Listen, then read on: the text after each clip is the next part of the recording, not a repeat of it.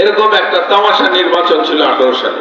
এরপরে 24 সালের ভোট আমরা দেখেছি, আমিন ভোট 7ই জানুয়ারি হয়েছিল, যে ভোটটাতে এক পাশে আওয়ামী লীগ আর এক পাশে নৌকা।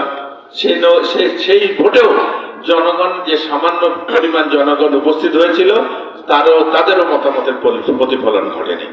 মানে ভোটের কালচারটাই নষ্ট করে দিয়েছিল এই দেশে শেখ হাসিনা সরকার। আগে আমাদের দেশে ভোট মানে একটা উৎসব ছিল, সেই উৎসবকে পরিণত হয়েছে ভয় ভীতি আশঙ্কায়। নৌকা পেলে বিজয়, নৌকা না থাকলে নির্বাচনে যাওয়া না যাওয়া সমান।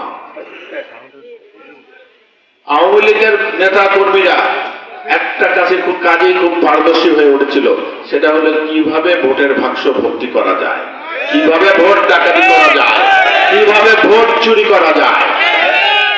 ওটা একটা চোরের দল ছিল, ভোট চোরের দল।